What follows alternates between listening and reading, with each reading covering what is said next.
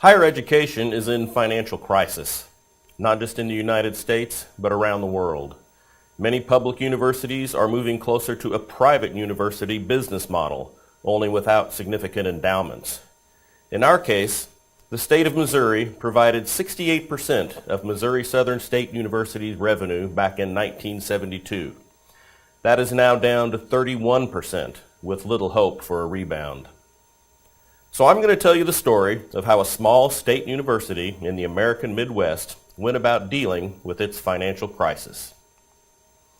When Dr. Alan Marble began as interim president at Missouri Southern in the fall of 2013, he faced a $2.3 million budget deficit, which is what spurred the formation of our Financial Stability Committee, with equal representation from faculty, staff, administration, and our Board of Governors. And let me just mention as an ironic aside that $2.3 million is about the same amount that our governor recently cut from our current fiscal year's budget, something that makes GGOE all the more important for us, particularly given that a state law prevents us from raising tuition more than the rate of inflation, which has been running about 1% a year. So as the Financial Stability Committee studied the financial situation of the university, the idea of the great game of business came up. It turns out that, unbeknownst to us at the time, Dr. Marble and I both attended the same seminar back in 1988, where Jack Stack made a presentation on the great game of business. Jack is the author of the bestseller, The Great Game of Business, The Only Sensible Way to Run a Company. We are the first institution of higher learning to implement this system, and we believe the great game of education is the only sensible way to run a university. GGOE is a form of open book management. Of course, as a public institution, we have always been open book. Our audited financial statements are posted on our website, but they are very difficult to understand for anyone without formal financial training. True open book management requires that you not just open the books, but teach every employee to understand the numbers. The tagline of the great game of business is rapid financial results and lasting cultural change. GGOE drives a cultural change from a top-down information as power mindset to one of transparency, empowerment, and open communication. It demands accountability and encourages ownership. Because this had never been done before in higher education, we were starting with a clean slate. I don't have time today to go through the entire history of our implementation, but suffice to say we've made our share of missteps and have learned a lot along the way. The initiative really got off the ground when we formed the GGOE Culture Committee in the spring of last year. This group is responsible for the implementation of GGOE and has really driven the initiative forward at Missouri Southern.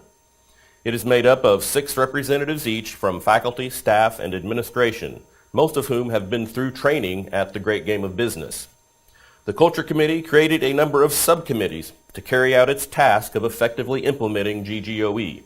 These subcommittees cover the major tasks and elements of the GGOE system. Our first task was to develop training materials. All of our training modules are or will be provided online via our Blackboard learning management system. One of our challenges in developing training was understanding our diverse audience. The training had to be accessible and understandable to employees from groundskeepers and custodians to PhDs and board members. We also decided that we would not make training mandatory. We relied on communication and support and encouragement from administrators and supervisors. Our biggest training challenge was developing our financial training, what the Great Game of Business calls open the books and teach the numbers, the very essence of open book management. We formed a separate committee chaired by our budget director to accomplish this task, which required working with an outside IT firm to extract the necessary data that we needed to create our scoreboards. We spent much of last year working on this project and we're still refining the scoreboards. So let's take a look. This is the top of our university scoreboard. The first number listed is what we call the critical number. In the great game, this is an operational or financial number that is critical to the university's survival. Given our financial condition, our critical number is currently operating or unrestricted cash. The critical number provides direction for the GGOE initiative. The improvements that GGOE drives and empowers must focus on the critical number, which can change over time. For example, in the future it might be enrollment or retention. Also note the 3 column headings which are common to all of our scoreboards. We show current year-to-date numbers, previous year-to-date numbers for direct comparison, and previous complete year numbers. In addition, there is an individual scoreboard for every unit on campus, academic and support. Here is a list of the content of our scoreboards. Every employee can view every scoreboard online, anytime, and understand them. This is a level of transparency rarely seen in higher education. The scoreboards have already brought to light some, how shall I say, interesting numbers with interesting stories. As Jack Stack said, numbers are nothing more than stories about people. And we create a lot of those stories through what we call mini-games. Mini-games are the main process through which improvements are made in the university. A mini-game is a short-term effort to improve the university using the elements of a game, including a goal to improve the critical number either directly or indirectly, rules, a visible scoreboard, and rewards for winning. Mini-games drive the great game and empower employees to improve the critical number. This subcommittee has developed an application process for mini-games that not only seeks to make the games the best they can be, but allows units to apply for reward funding. Here are 2 examples of mini-games we have conducted at Missouri Southern. Our kinesiology department ran a game called Pause for Pink. The goal was for all students to meet with their advisor before midterm grades to discuss how they're doing, a touch point that's important for retention. They developed a Pause for Pink advising syllabus and a scoreboard. And this shows what we call a huddle, or short, to-the-point meeting to discuss progress toward the minigame goals and share lessons learned. Our biology department ran a game on pre-registration called I Registered with an election theme. Their goal was to get as many advisees enrolled during pre-registration as possible. They encouraged students with signage and I Registered stickers, similar to the I Voted stickers we get at U.S. polling places, and they used an electoral map for their scoreboard.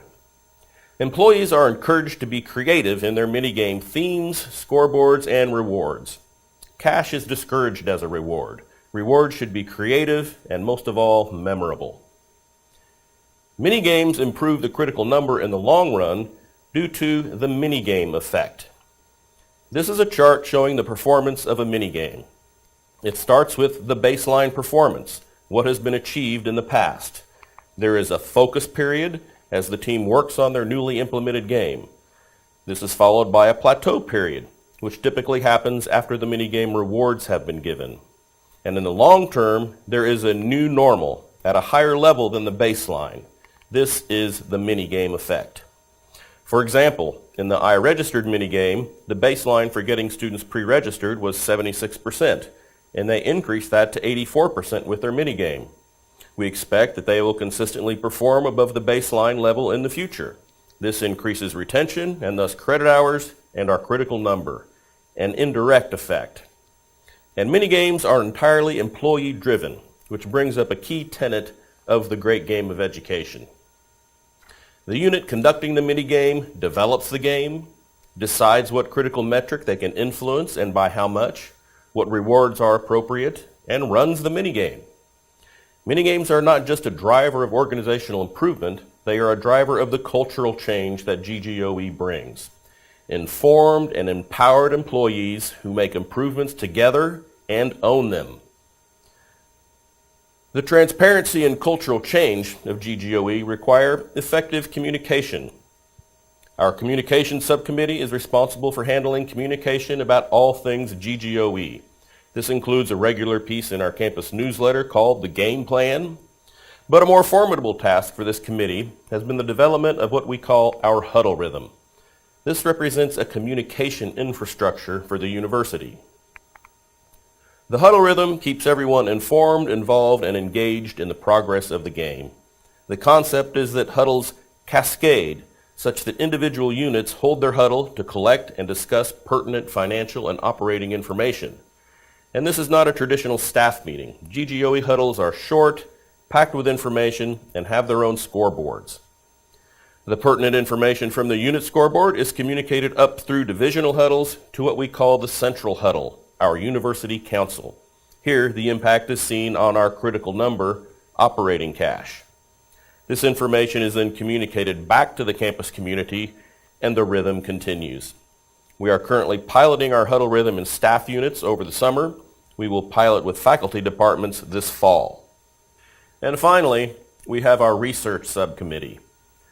Recall that the Great Game of Business's tagline is rapid financial results and lasting cultural change. And there's plenty of anecdotal evidence to support those claims. But they have never been rigorously empirically tested, and that is the task of our research subcommittee. We have already developed an instrument to measure basic knowledge of the GGOE system and are currently working on measures for the two major claims of GGOB, improved organizational performance and culture change. In the near future, we plan to provide training and consulting services to other colleges and universities who want to implement GGOE, and these will be used as pre- and post-implementation measures. We do expect to find significant positive effects and get some of our faculty members publications. One way we are measuring performance is through the Minigame Effect I described earlier. This method avoids many of the challenges of controlling for the multitude of variables that impact our critical number of operating cash. We also plan to use the Chronicle of Higher Education's Great Colleges to Workforce survey, which measures workplace engagement, as a surrogate for culture. And it is currently free of charge. The Great Game of Business refers to their methods as an operating system that can have other initiatives plugged into it.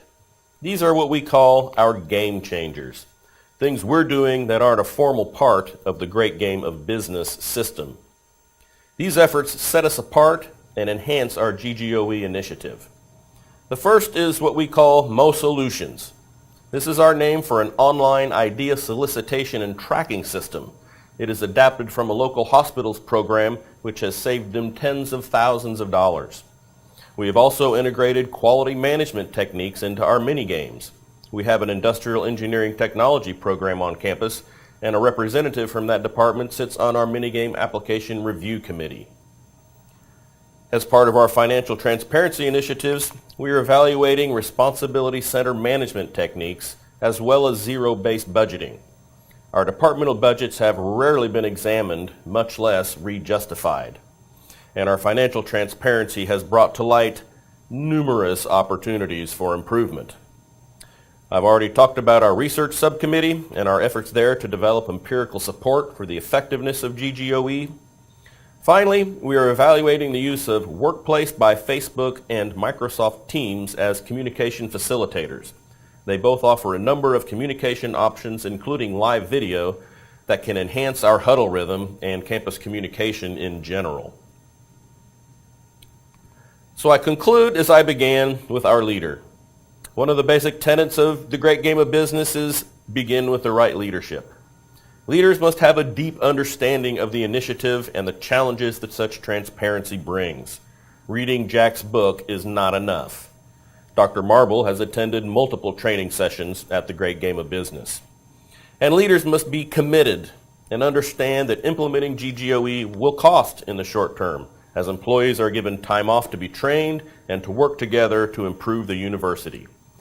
GGOE is not a quick fix. Another key tenet of the Great Game of Business is provide a stake in the outcome. In most GGOB companies, the stake is a bonus pool or employee stock ownership plan. But we can't do those things.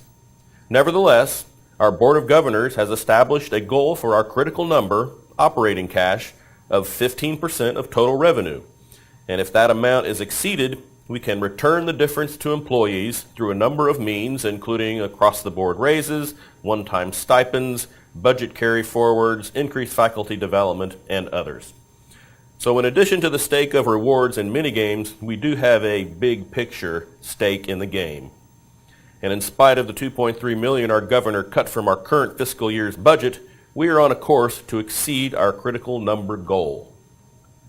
That is our story in a nutshell. We believe that the great game of education is the solution for our financial crisis and much more. When you're ready to get in the game, give us a call at Missouri Southern. We can help. Thank you all very much.